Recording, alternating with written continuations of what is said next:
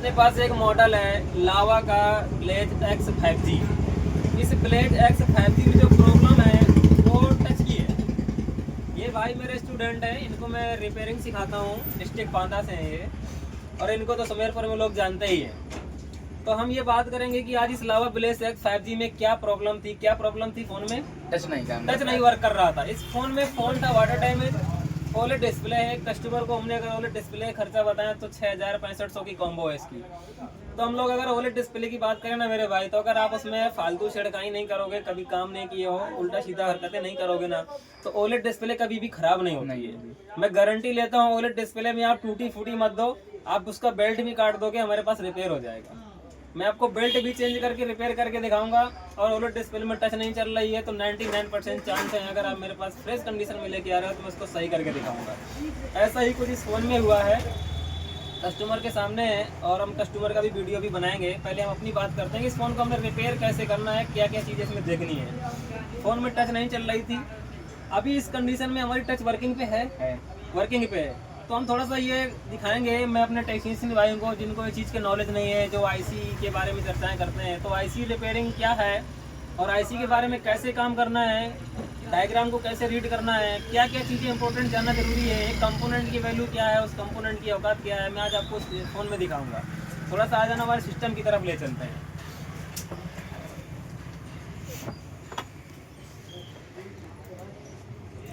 सबसे पहले मैं आपको जो दिखाऊंगा वो खोलूंगा लावा ब्लेज एक्स 5G का डायग्राम। जो इधर तुक्काबाजी में काम करते हैं ना, कहते हैं डायग्राम हमारे लिए कुछ नहीं है, बिना डायग्राम के काम करते हैं, उन भाइयों के लिए मैं बताना चाहूँगा ये हमारा लावा ब्लेज एक्स 5G का डायग्राम है। इसमें इसका हार्डवेयर सोल्यूशन नहीं दिया हुआ है। तो हमने फाइंड क्या किया कि सबसे पहले हम इस जैक को कॉपी करेंगे, जहाँ पे हमारा ये जा रहा है, क्या बोलते हैं, अपने डिस्प्ले लगती है। उस जैक को कॉपी करने के बाद में यहाँ पे उसका लोकेशन नंबर पेस्ट करेंगे। जैसे पेस्ट किया, इसको फाइंड नेक्स्ट करेंगे। ये हमारा आ गया क्या, डिस्प्ले का जैक। अब डिस्प्ले जैक में जिसको नॉलेज है तो खुद ही समझ रहा होगा, मैं टेक्नीशियन भाई को तो बताने की ज़रूरत ही नहीं है। मैं नए लोगों को बताना चाहूँगा कि यहाँ पे हमारी जो ये दिख रही है 2, 2, 4, 2, 6 और 2, 8, ये लाइन किस चीज़ की है और ये लाइन किस चीज़ की है, ये लाइन किस चीज़ की है, यहाँ से आपको क्लियर होना चाहिए। ये चीज़ तो मैं आपको वीडियो में नहीं बता सकता हूँ। यहाँ पे हमने जो प्रॉब्लम पाई थी, सॉरी 1 मिनट वेट करना, हमने जैक को कॉपी कर लिया है, वेट करिए, मैं आपको प्रॉपर कॉपी करके दिखाता हूँ। जहाँ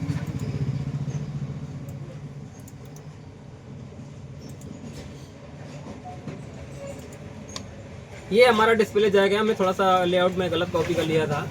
यहाँ पे मैं आपको साफ साफ दिखाना चाहूँगा। तो ये हमारी जो प्रॉब्लम है टच की है, तो अभी हम सिर्फ टच की ही बात करेंगे, दूसरे लाइन से किसी से हमको कोई मतलब नहीं है। तो जो हमारा टच का जो सेक्शन है ना, वो ये है। अगर आपको लाइन की नॉलेज है तो आप बिना हार्डवेयर के भी समझ सकते हो कि टच में एक्चुअली कहाँ है, कौन सी लाइन है, ट्रैक के नाम से पता चलता है। यहाँ पे साफ साफ लिखा हुआ है LCM रीसेट और डिस्प्ले टेस्ट पॉइंट, और ये हमारी ELVDD EN GPIO reset B EN2 CTP। यहाँ पे हमारा लिखा हुआ है करंट टच पॉइंट। यहाँ पे जो CTP लिखा हुआ है, ये टच की लाइनें होती हैं। तो मीसो मोसी CS क्लॉक, ये हमारा SPI प्रोटोकॉल्स लगा हुआ है। EN CTP टच के लिए इंटरप्ट है ये, इससे हमारे टच को पता चलता है CPU की हमारी टच लगी हुई कि नहीं लगी हुई है। VIO 1.8 है, और यहाँ पे लिखा है VTP voltage touch point PMU के द्वारा हमारा एक वोल्टेज आ रहा है 3.3 और 1.8। जब तक ये 2 वोल्टेज नहीं मिलेंगे तब तक हमारा टच वर्क नहीं करेगा। हमने प्रॉब्लम ये पाई कि हमारा पहली बात तो डिस्प्ले जैक में जो कार्बन लग गया था वाटर डैमेज के कारण, तो ये दोनों लाइनें हमारी गली हुई थी। तो पहले हमने ये दोनों लाइन को क्लीन करके ट्रैक को ओके किया। ट्रैक ओके करने के बाद में मैंने फोल्ड ये पाया कि हमारा 1.8 भी नहीं बन रहा था और 3.3 भी नहीं बन रहा था। तो जाहिर सी बात है, पहले तो हमने ये क्लियर किया कि अगर हमारा 1.8 नहीं बन रहा है तो यहाँ से लॉजिक लगाने वाली बात ये होती है, अगर 1.8 वो भी VIO, अगर VIO 1.8 नहीं बन रहा है डिस्प्ले जैक पे, तो प्रॉब्लम हमारी डिस्प्ले जैक के ही थ्रू होनी चाहिए। क्यों? क्योंकि ये VIO जो 1.8 है ये 100 जगह जाता। अगर ये मिस होता ना तो फोन ऑन ही नहीं होता। फोन ऑन था तो ये हमको जाहिर से क्लियर हो गया था कि 1.8 तो हमारा बन रहा है, भले हमारे डिस्प्ले जैक से आजू बाजू में कहीं से लाइन ब्रेक हो। हमने प्रॉब्लम फाइंड किया, VIO 1.8 हमको ओके मिला।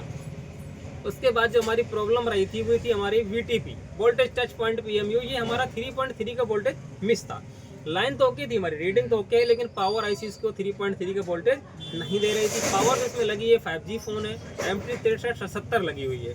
अब एक प्रॉब्लम के लिए मैं पावर आईसी चेंज करूं तो फिर मिस्त्री किस चीज़ के, ऐसे टेक्नीशियन पे तो फिर काम करना बेकार है। अगर एक ही चीज़ के लिए आप पावर आईसी चेंज कर दो तो फिर कोई मतलब नहीं है। तो हमने अभी फ़ोन की स्टील नहीं खोली हुई है, ना कोई पावर आईसी पे काम किया हुआ है। हमने जो काम किया हुआ है मैं आपको दिखाऊंगा, वो 3.3 मैंने कैसे जनरेट किया हुआ, वो 3.3 वोल्टेज कहाँ से दिया, कैसे बनाया है, वो मैं आपको पूरी बात दिखाता हूँ। वीडियो में बने रहिए, चलते हैं। उसके बाद हमने जो खोला अपना A20 का मॉडल खोला सैमसंग के A20 में हमें ज़रूरत थी एक LDO की। अब LDO क्या है ये आपको पता होना चाहिए। तो LDO का जो मॉडल मैंने खोला तो यहाँ पे हमने LDO को फाइंड करना चालू किया। हमको यहाँ पे मिला 6 पिन का LDO। 6 पिन के LDO में आपको यहाँ पे मैं पिन नंबर दिखाना चाहूँगा। ये हमारा 3.3 आउटपुट कर रहा है, दूसरे नंबर पिन से 1.8 आउटपुट कर रहा है, तीसरा पिन इसका ग्राउंड है, चौथा पिन इसका EN1 और EN2, दोनों EN हमारे एक साथ 1.8 करके दे सकते हैं। इसके बाद हमारे B बैट से इसका EN है, वोल्टेज इन जो है वो B बैट है। तो अगर B बैट इन देंगे तो हमारा 3.3 आउटपुट करेगा, लेकिन कब, जब इसको लगाने की तमीज़ होगी तब। तो पहले इसको ग्राउंड भी देना पड़ेगा, EN सिग्नल भी देना पड़ेगा, इनपुट भी देना पड़ेगा। तो हमने इसको इस फ़ोन में इंस्टॉल कर दिया है। और कहाँ से क्या सप्लाई दी है मैं आपको थोड़ा सा मदरबोर्ड में दिखाना चाहूँगा, वेट करिए। इसके बाद दिखाएंगे कि टच चल रही है कि नहीं चल रही है, वेट करते हैं। ये आया हमारा पूरा फ़ोन का डायग्राम। इसमें मैं आपको कंपोनेंट की ओर ले चलता हूँ, मैं प्रॉपर दिखाना चाहूँगा। एरो में मेरा ध्यान देना, थोड़ा सा जूम कर लेना, थोड़ा सा LDO साफ साफ दिखा रहा है। यहाँ पे देखो ये 6 पिन का 6 पिन का LDO इंस्टॉल हुआ है, 6 पिन का LDO लगा हुआ है। मैं आपको साफ साफ दिखा दे रहा हूँ। इस 6 पिन के LDO में हमारा जो 5 नंबर पिन था वो B बैट था, मैंने डायरेक्टली इसको B बैट से दे दिया। एरो के में ध्यान देना, ये 1 2 3 4 5 6 हैं। तो यहाँ पे हमारा 1 नंबर पिन है जो 3.3 आउटपुट होता है, 1 2 3 4 5 6। तो 5 नंबर पिन को मैंने B बैट दे दिया है। इसके बाद में हमको 6 नंबर पिन जो हमारा था वो EN है, 6 नंबर पिन पे देंगे तो हमारी EN1 बनेगी। और अगर 4 नंबर पिन में देंगे तो हमारा आउटपुट 2 बनेगा। तो हमको आउटपुट 2 की ज़रूरत नहीं थी, तो आउटपुट 2 हमारा NC है और आउटपुट 2 की EN सिग्नल भी NC है। हमने यहाँ पे B बैट इनपुट दिया और यहाँ से हमने EN सिग्नल दिया 6 नंबर पे, ताकि हमारा ये आउटपुट करे 1 नंबर 3.3।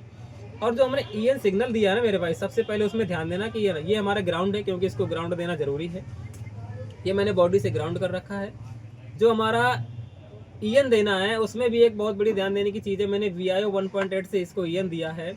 उस EN में मैंने क्या किया, सबसे पहले 2.2 किलो ओम का रजिस्टर लगाया हुआ है, क्योंकि हम VIO जो 1.8 दे रहे हैं उसमें एम्पियर हमारे ज़्यादा हैं। तो हम EN देने के लिए VIO 1.8 के एम्पियर को कम करेंगे, तो सीरीज में 2.2 किलो ओम का रजिस्टर लगाएंगे।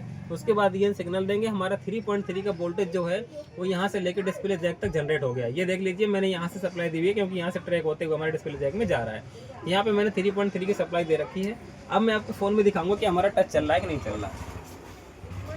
यहाँ पे फ़ोन में दिखा देना, टच हमारा फुल वर्किंग पे है। ये आप देख सकते हो, टच हमारा फुल वर्किंग पे है। ऐसी प्रॉब्लम्स के लिए अगर आपके पास भी कोई फ़ोन है, ऐसी दिक्कत आती है, तो आप हमारे पास रिपेयर करा सकते हो। या आपको मोबाइल रिलेटेड से कोई रिपेयरिंग कोर्स भी सीखना है तो आप हमारे शॉप पे विजिट करिए। मैं अपना नंबर और एड्रेस स्क्रीन पे दिया हूँ।